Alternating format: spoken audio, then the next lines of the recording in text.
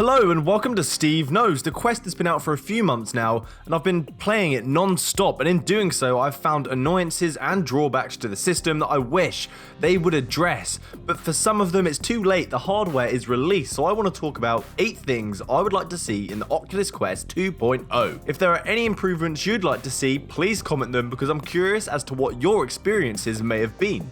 So without further ado, first on the list is I'd like the Quest to also act as a tethered headset to a gaming PC. This is one that the community feels like should be possible. Our Quests should have the capability to be plugged into our gaming PCs and act as a PCVR HMD.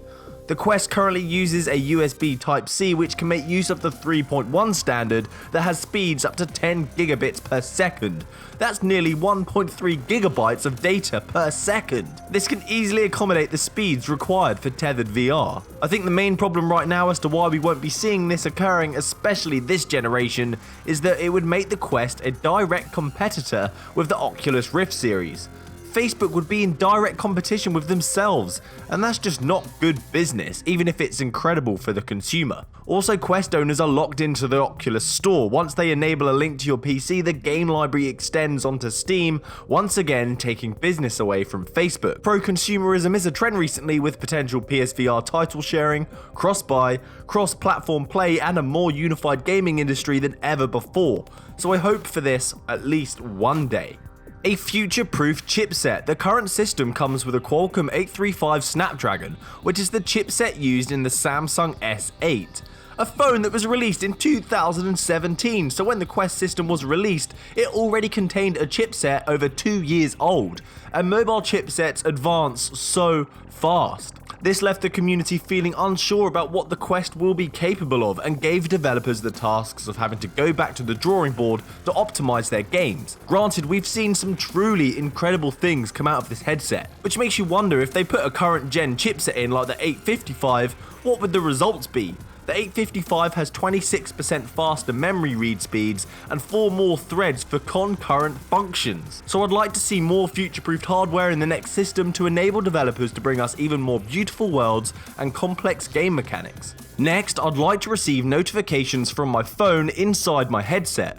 I want to at the very least have the option available to enable these notifications, and since we're dealing with Facebook, why can't we receive Messenger, WhatsApp and Instagram messages? I can't tell you the number of times people have tried to get hold of me and I've been busy in the virtual world. Understandably, for that exact reason of being taken out the virtual world, some people may not want this, but to have the option available at the very least, I'm sure many wouldn't say no to. The Quest is running on an Android operating system, which in 2018 and rising, 88% of smart device owners had as their operating system. I sideloaded these applications onto my headset, and when I started up my headset, I actually saw the notifications for a split second. So it definitely exists, they're just not utilizing it.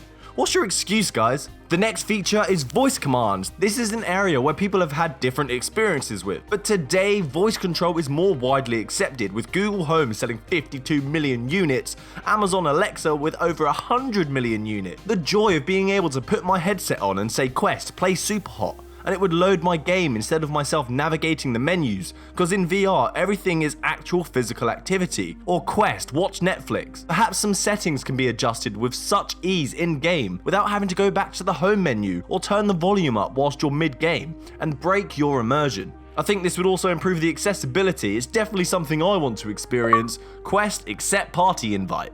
Next is the field of view. The Oculus Quest is sharing the same optics as the Oculus Go. This definitely helped keep costs down when reusing existing product, but this has meant that we saw no advancement in the field of view the HMD provides. We're stuck at 100 degrees again, which is not the best.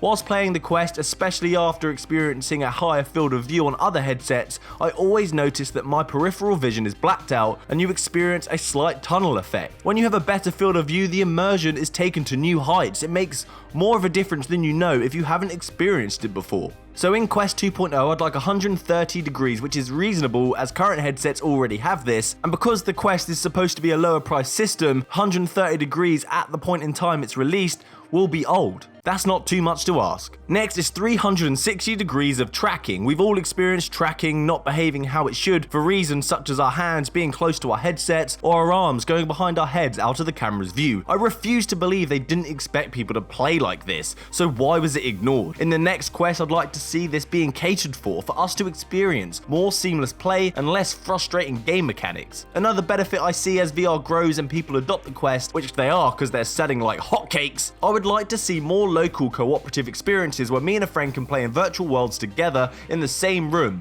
and having that 360 view would allow us to utilize the same play space more effectively and safely. 6 or more cameras next time, thank you. Next is more comfort. This is a must-do Facebook, my cheekbones can't take it anymore. It's dragging my face down. The Quest needs more comfort, which could be easily resolved with a better head strap. If you're playing for an hour or more, the front heavy weight of the Quest really weighs down on you, and you start to have discomfort whilst playing VR. This is a deterrent for people playing VR. I know my partner doesn't like wearing it because it scrapes off her makeup and she feels the discomfort just after only 20 minutes of playing. This has got to go, Zuck. A better strap would take this weight off the face and place it on top of the head where the skull can take the weight of the Quest. The PSVR does this incredibly well with their Halo design, but the drawback of that headset is it doesn't stay flush to your face and we experience more light bleed. Please find a middle ground. You can connect the world through technology and be one of the largest corporations in the world, but you can't make a headset comfy. Next is extended battery life. The current Quest's average playtime is between 2 and 3 hours from a full charge, which isn't that long if, like me, you're used to sitting down playing video games for an entire day. It's also not very convenient when after each play session you require a full charge of your device. Countless times have I gone to play VR, I pick up my headset, I put it on and the Quest is dead or low on battery. The Quest actually takes a long time to fully charge back up as well. Gamer Reality has done a great video on battery life on the Quest if you're interested for more information on that topic. The next headset I would like to see an increase of 4 to 5 hours. This would mean 2 play sessions before a charge is required, although this would increase the weight of the system, so the head strap first, guys.